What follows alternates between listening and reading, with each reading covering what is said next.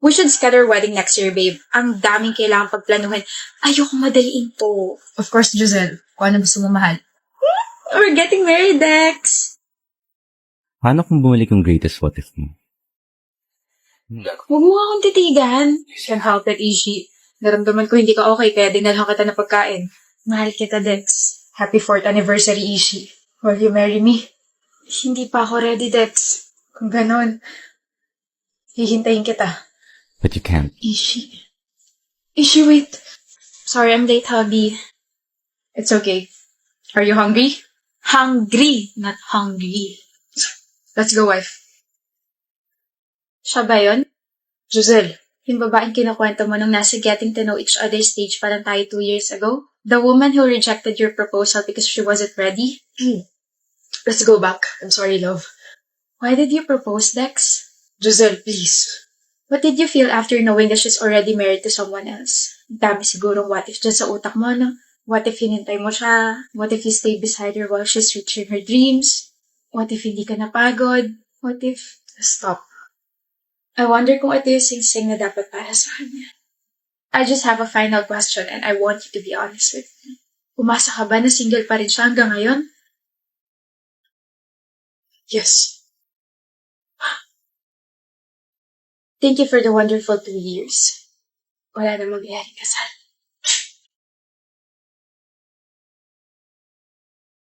Boring, parang sap gumala. Look, ano to? Gumala sila? Look, kailan to? Ngayon lang? Hindi ako niyaya. Hello? Uy, good morning, Kalin. Hi, Kalin. Late ka na. Nag-uusapan niyo. Ba't bigla kayo natahimik? Huh? Wala? Wala, ano nga? Wala nga. Gumala kayong 3 kahapon? Oo. Hindi. Oo, gumala kami. Tapos hindi ako kasama. May sarili ba kayong group chat na wala ako? Ba't wala akong nasagap na balita na may gala kahapon? Kailangan ba? Ha? Kailangan ba lagi ka namin kasama? Masyado ka naman yata nakadikit sa amin kung ganun. Hello? Tsaka nagkataon na nagumala kami. Nagkasalubong kami sa mall, no? Pero hindi niyo pa rin ako sinabihan. Alam niyo namang malapit lang ako sa mall. 1 call away lang din naman ako. Nakalimutan ka namin eh. Nakalimutan niyo ako. Grabe naman yun. Alam ko maliit na bagay para sa inyo to, pero ganun ba ako hindi kahalaga para makalimutan ninyo? O baka naman, reserve friend lang yung turing niyo sa akin. Edi sorry. Gala na lang tayo mamaya. Hindi na. Nakakahiya mo sige. Arte. Paiyak na si Kalin. Parang yun lang eh. Hi, babe. I'm sorry I'm late. Na-traffic kasi ako. Tara, kain na tayo. Saan mo ba gusto? Shakey's? Ha? Someone's following me. Please help me. Babe! Finally! Kanina pa kita hinihintay. Kala ko nga di ka nadadating eh. O pre, bakit mo tinitignan tong girlfriend ko? May problema ka ba? Wala.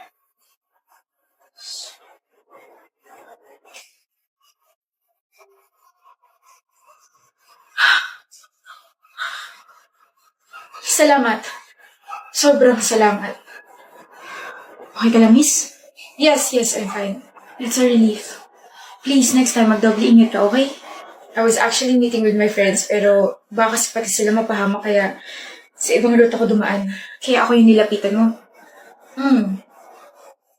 Mukha ka naman kasing harmless. Talaga?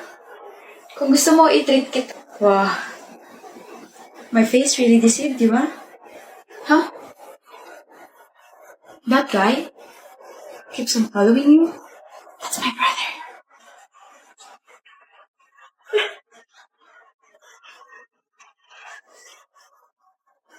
Huwag kang sisigaw. Huwag ka na magtanga tumakas. Please don't hurt me. Please. Good job, bro. Alam ko na kung bakit mahal mo pa yung ex mo, Maya. Bakit? So, mahal mo pa? Huh? Mahal mo pa? Hindi oh. Hindi. Mahal mo pa eh. Nakangiti ka pang sumagot, sabi mo, bakit? Ano yun? Bakit? Tinatanong ko kung bakit mo tinatanong yan, eh ikaw lang naman mahal ko. Sige. Kala mo ah. Sino favorite mong jowa? Ikaw. So may iba pa. Look, ba't ka magkakaroon ng favorite kung ako lang jowa mo? So may iba pa. Bi naman eh. Bi naman eh. Magpakahirap ka suyuin ako. Bye. Kaka-tiktok mo yan, Solana. Sino ba kasi nagpauso ng tanong na yun? Love. Sorry na. Accept my proposal, Via. Magpakasal na tayo. Aldrich, ayoko sabi. Please, ikaw na lang ang meron ako. I don't wanna lose you. Please, marry me. Ayoko. Ano ba? Magpapakasal ka sa akin ang masasaktan ka rito sa harap ng maraming tao. Alam mo kung paano ako magalit, hindi ba? Alam mo kung paano ako manira ng tao. Well, I don't really care about my reputation. Wala namang mawawala sa akin eh. Pero ikaw, your dad's a politician and your mom is a business tycoon. Stop this, please. Ginagalit mo talaga ako, ah.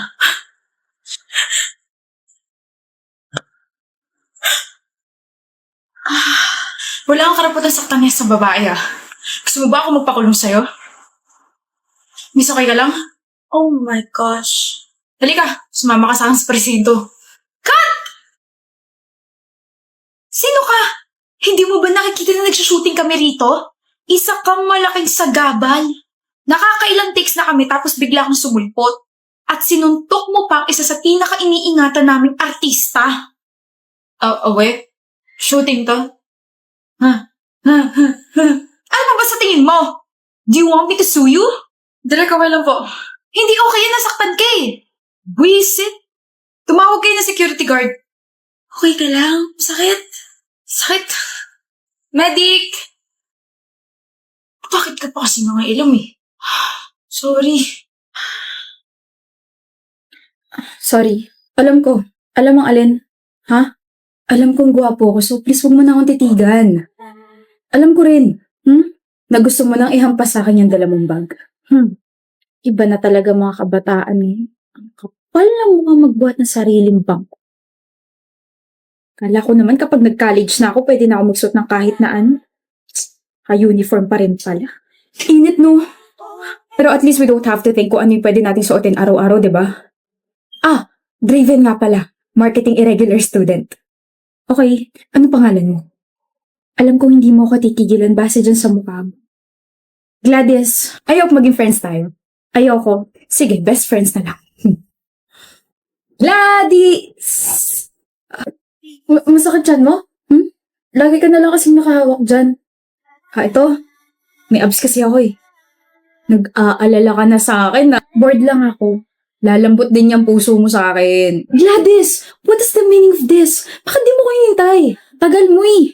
Sabi mo sabay tayo pumasok. Di mo kayo mag-isa? Hindi. Ako sa'yo. Gladys, may iba ka pa bang friend? Wala. Meron! Ako. Pinilit mo kaya ako. Pero, hindi mo ba trip yung iba nating mga blockmates? Trip? And bakit hindi ka nakikihalubilo sa kanila? Dito ka na lang lagi sa likod na kapwesto like me. Trip ko sila pero hindi ko masabayan yung trip nila. Okay na. Ako? Sasabayan kita sa trip mo kahit lumangoy ka pa sa fish pond. Yung mga trip kong kaibigan, tahimik. Tahimik ako. Tahimik ako, Gladys. Promise. Sorry kung hindi ako nakapunta sa family dinner nyo kagabi, ah. Ayos lang. Hindi kasi ako pwede lumabas, eh. Draven. Ayos lang. Nga pala, aalis ba kayo sa araw ng mga patay?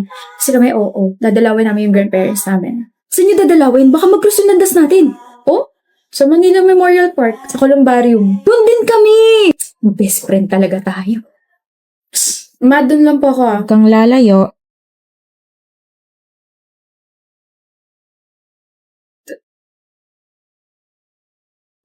Draven Galvez. You know my brother? Po? Brother? I'm sorry, I'm just surprised. First time kasi na may ibang tao lumapit sa vault niya. Draven Galvez? Draven Galvez, kilala mo ba siya? He doesn't have any friends, pero based from your reaction, parang kilalang kilala mo siya. Patay na siya. Huli ka na sa balita. Since last year pa, 2 saksak sa tiyan. He was murdered inside the campus. Gladys! Bakit nandito ka sa campus? Araw ng mga patay ka na.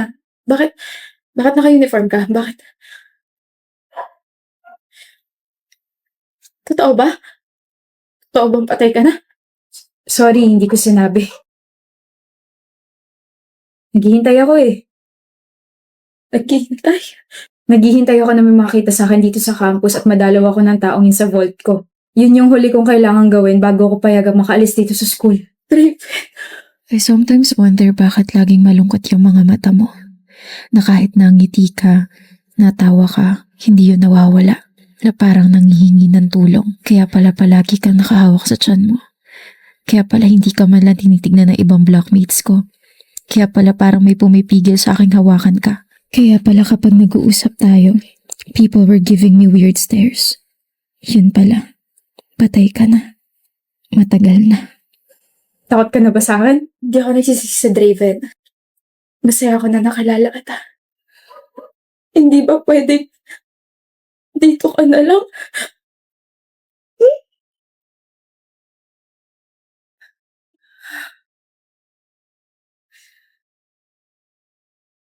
Gusto kong punasan yung luha mo kaso dito ka na lang. Gladys, hindi na pwede. Thank you. And sorry kung iiwan na kita rito Kailangan ko na magpahinga na tuluyan eh. Bye-bye, Gladys. Salamat sa lahat. And that's it. That's the end of her story. I didn't even get a chance to sabihin I fell in love with him. I fell in love with Draven.